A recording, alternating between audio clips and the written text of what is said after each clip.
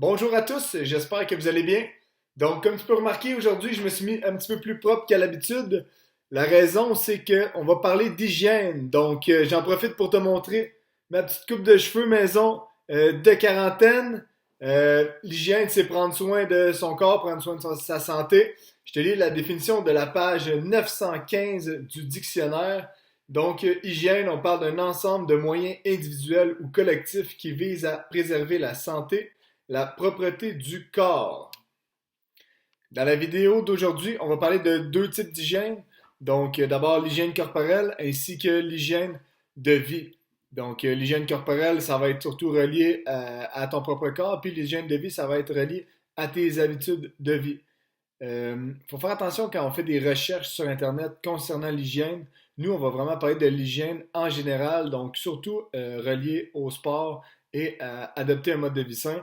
On n'entrera pas dans les détails puis les petits soins personnels, mais quand on clique sur les moteurs de recherche liés à l'hygiène, il y a beaucoup de compagnies qui essaient de nous attirer vers leur propre produit, donc c'est à ce moment-là qu'il faut être vigilant. D'abord, concernant l'hygiène corporelle, on va parler d'une chose qui est importante à tous les jours, prendre sa douche. Je sais que ça peut paraître banal, mais je pense que c'est important de prendre sa douche quotidiennement, donc à chaque jour. Moi, j'essaie de ne pas prendre trop de douche pour pas m'assécher la peau. Mais si je sais par exemple que je vais faire une activité physique, ces temps-ci, c'est souvent le matin, ben je me réveille, je vais faire une activité physique. Tout de suite après, je prends ma douche comme ça, je me sens bien pour le reste de la journée. Ce qu'il faut faire attention surtout, c'est les cheveux. Euh, les cheveux, il ne faut pas les laver nécessairement à chaque fois qu'on prend notre douche. Les cheveux vont sécréter une certaine huile, puis cette huile-là, elle va garder les cheveux propres d'une certaine façon. Donc, si on les lave trop souvent, ben, cette huile-là va se sécréter plus rapidement, donc ça va faire en sorte qu'on va avoir les cheveux gras plus rapidement. Donc, si on peut espacer le lavage des cheveux, ben, cette huile-là va être sécrétée moins rapidement par notre corps. Concernant le brossage des dents, brossage des dents, c'est primordial 2 fois par jour, donc matin et soir. Par contre, si tu le sais que tu vas manger une collation sucrée en après-midi, ben, l'idéal, c'est de se brosser les dents tout de suite après. Comme ça, le sucre, il n'y a pas le temps d'agir. Donc, tu vas directement l'enlever de tes dents. Donc, tu vas pouvoir protéger tes dents pour plus longtemps. Est-ce qu'on passe la soie dentaire assez souvent? Non, je suis certain qu'on passe pas la soie dentaire assez souvent. C'est mon cas également. Si tu passes pas ta soie dentaire assez souvent, ben, tu peux te retrouver avec des problèmes de gencives. Puis je pense que un bon indice, c'est que si tu passes la soie dentaire, puis tu remarques qu'il y a du sang à chaque fois que tu la passes, ben ça c'est vraiment un signe que tu ne la passes pas assez souvent. Donc c'est très important, le lavage des dents, minimum 2 fois par jour, et on passe la soie dentaire à chaque jour. Concernant l'activité physique, je pense que c'est important de parler de ton habillement. Donc, quand on est au cours d'éducation physique à l'école, on le sait, on va toujours se changer pour avoir des vêtements différents en éducation physique euh, qu'en classe. Par contre, quand tu es chez toi, c'est important aussi de continuer ces bonnes habitudes-là. Ce que je te suggère quand tu fais l'activité physique, c'est d'éviter les vêtements de coton. Donc, je propose que tu utilises plus des vêtements qui respirent, le fameux dry fit qui est très efficace, qui sèche rapidement aussi. Par contre, ces chandails-là, ils ont tendance à souvent absorber les mauvaises odeurs. Donc, il faut faire attention pour les laver souvent. Les laver souvent, ça ne veut pas dire de les mettre à la sécheuse, puisque ces matériaux-là sont fragiles. Si on les met dans la sécheuse, ça va faire en sorte que euh, l'effet respirant, si on veut, du matériau, il va perdre ses capacités quand il va être mis à la sécheuse. Donc, quand tu es chez toi, continue tes bonnes habitudes par rapport aux vêtements. Tu te changes avant de t'entraîner. Tu t'entraînes. Quand tu as terminé, tu enlèves ces vêtements-là. Tu les laves. Comme ça, ils sont prêts pour ta prochaine activité physique. Je termine concernant l'hygiène corporelle avec le déodorant. Donc, il y en a qui sont mitigés par rapport à l'utilisation du déodorant. Moi, particulièrement à ton âge, je favorise l'utilisation du déodorant. Ça se peut que ça te prenne un certain temps avant de vraiment découvrir lequel te convient. Donc, oui, ça se peut qu'il y en a qui causent des irritations. Ça se peut qu'il y en a que tu sois pas vraiment à l'aise avec l'odeur qu'il dégage. Donc, déodorant est fortement suggéré. Essaye-en quelques-uns, tu vas finir par trouver celui avec lequel tu es le plus confortable. Et surtout à éviter les parfums. Donc, le parfum ne remplace pas le déodorant.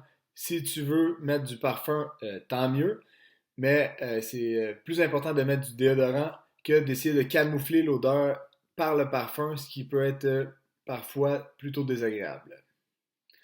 Concernant l'hygiène de vie, donc l'hygiène de vie, on va débuter premièrement avec le sommeil. Donc je sais que ces temps-ci, t'as pas, je suis pas mal certain en fait que tu n'as pas de stress le matin à te réveiller. Donc tu n'as pas d'école, tu n'as pas d'autobus pour la majorité. Donc tu peux dormir longtemps. Par contre, ce qui est réparateur et qui est optimal comme sommeil, c'est de dormir dans des heures qui sont stables.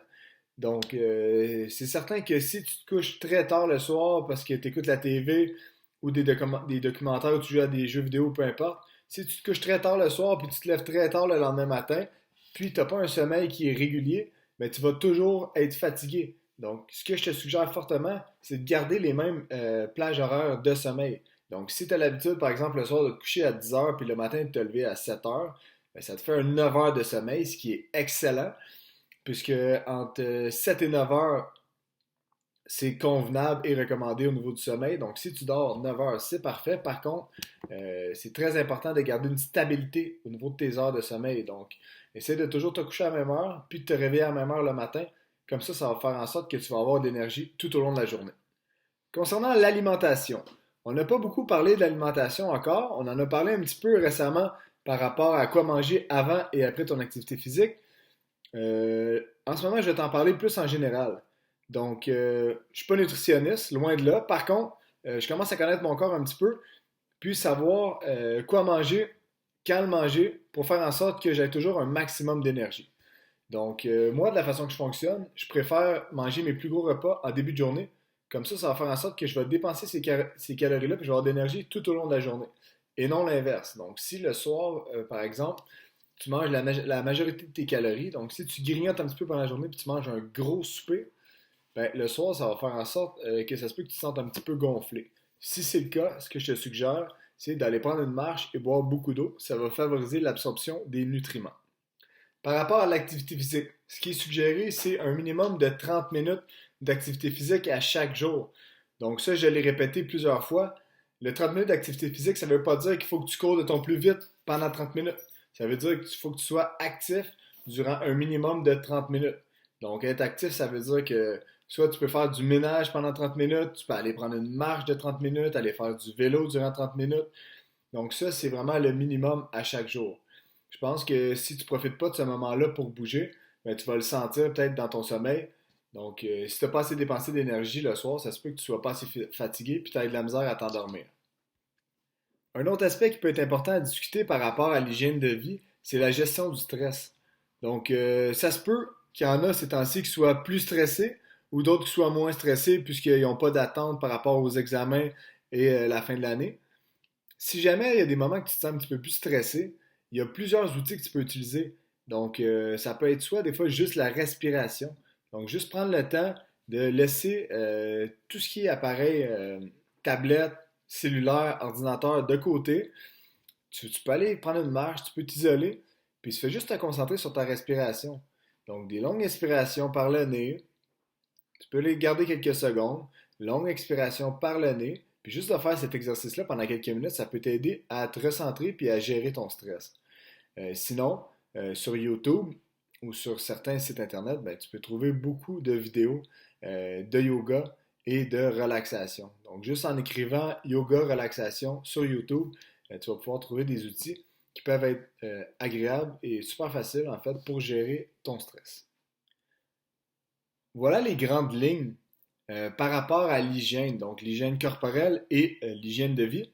Si jamais tu as des questions par rapport à un des thèmes qui a été abordé, puis tu as envie de l'approfondir, ben, ça va me faire plaisir d'y répondre par le portail. Donc, si jamais il y a un thème en particulier, par exemple, si tu me dis, moi, l'alimentation, j'ai pas trop compris, j'aimerais en savoir plus, puis approfondir mes connaissances, ben, ça va me faire plaisir de répondre à tes questions par rapport à ce sujet-là. En ce qui concerne les attentes, donc il n'y aura rien surchauffé par rapport à cette capsule-là. Par contre, dans la capsule, encore une fois, du suivi jusqu'au 22 mai, ben, je m'attends à ce que tu me répondes aux questions par rapport à aujourd'hui. Donc, les thèmes étaient par rapport à l'hygiène corporelle et l'hygiène de vie.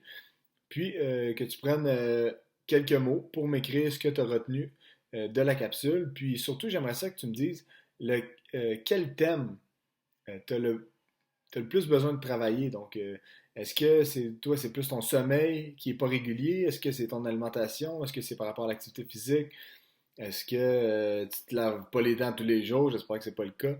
Donc, voilà. Donc, fais-moi part de tes questions si t'en as, puis ça va me faire plaisir d'y répondre. Avant de te laisser, je te parle de mes attentes concernant l'activité physique que tu vas faire cette semaine. On n'oublie pas le défi cardio. Il va avoir lieu dans quelques semaines. La distance à parcourir, c'est 2,4 km. Donc, cette semaine, ton objectif, c'est de parcourir 2,4 km le plus rapidement possible. Je vais t'annoncer les barèmes par rapport aux notes bientôt. Donc, ce que je peux te suggérer, c'est où faire des entraînements d'intervalle.